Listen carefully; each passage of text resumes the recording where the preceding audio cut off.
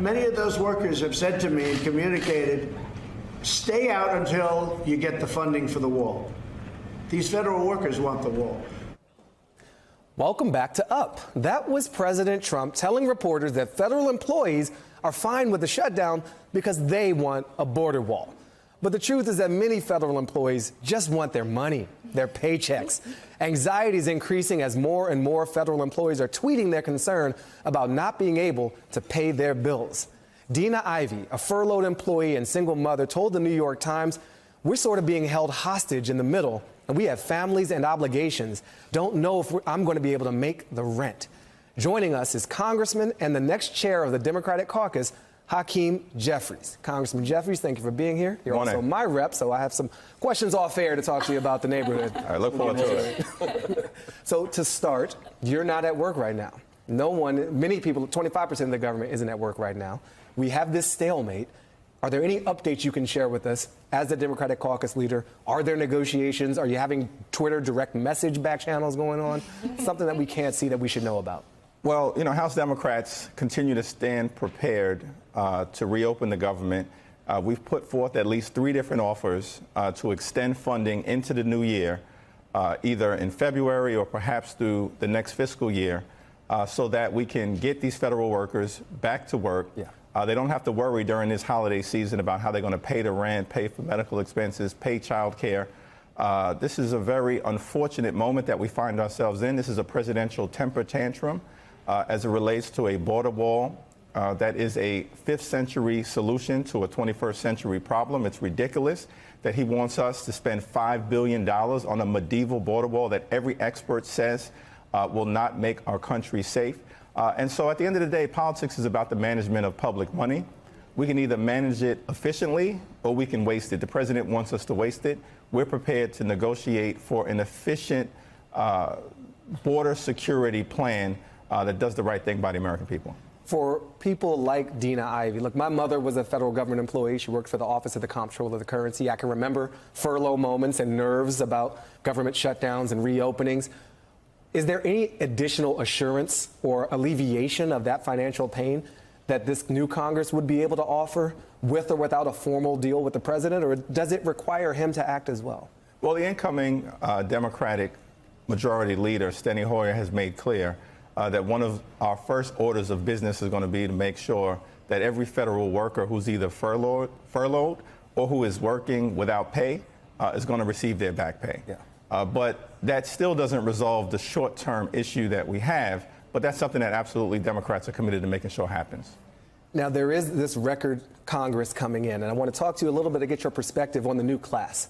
40 new Democratic members, the most diverse in history, more women in a single class than has ever happened before, and a lot of different opinions and positions in this big Democratic tent.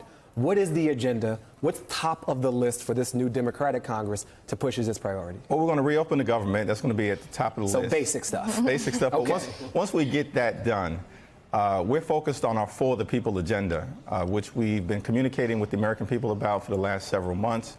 We're committed to lowering health care costs, to reducing the high cost of prescription drugs, strengthening the Affordable Care Act, making sure we protect people with pre-existing conditions from the attacks that are taking place by my colleagues on the other side of the aisle. We want a real infrastructure plan. We have a $1 trillion plan that we think is going to create 16 million good-paying jobs. And we've got to clean up corruption, defend the dreamers, fix the Voting Rights Act in the era of voter suppression once and for all. So we've got a very ambitious agenda, and it brings together Democrats across the spectrum. And is there a world where the president is a partner in any of these things, or is this investigate, prosecute, impeach? What's the relationship there? Because many of your constituents want both things. They want to work with and get things done. They also want, you spoke of corruption, some accountability to be placed on this administration where the Republican-led Congress was really willing to walk away. Well, there absolutely will be accountability from the standpoint of us in the House being a separate and co-equal branch of government. We have an Article I responsibility to serve as a check and balance on an out-of-control executive.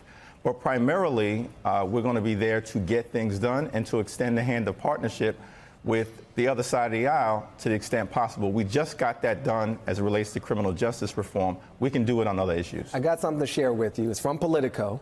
It's about you. Here's what they said. What Obama had, he has that. I don't think they're talking about the dad jeans.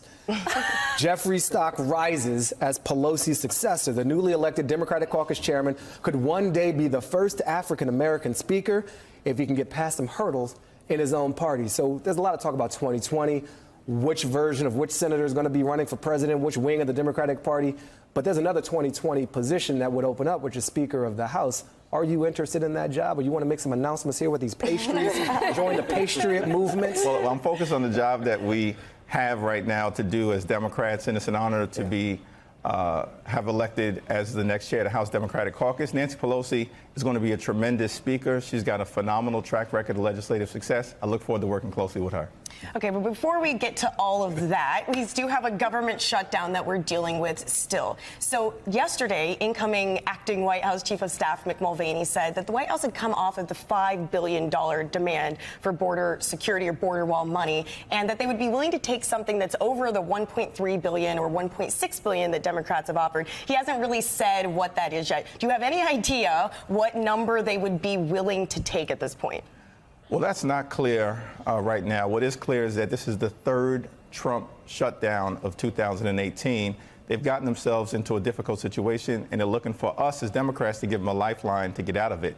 But we've been clear. We are not going to allow the American people to be held hostage to a $5 billion or somewhere south of that ransom note in order to build a ridiculous border wall that's not going to make anyone safe. So there's been some talk that it could be roughly around $2 billion or even $3 billion. So since you've already been willing to give them $1.6 billion for the fencing or $1.3 billion, why not just give them $2 billion and reopen the government?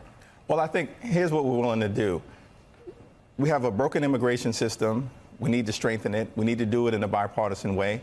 We're willing to provide increased funding for things like enhanced fencing, technology, drones, satellites, things that the experts have said will make the border safe. We also have to make the border more humane, and Democrats want to proceed in a fashion that does both. Right.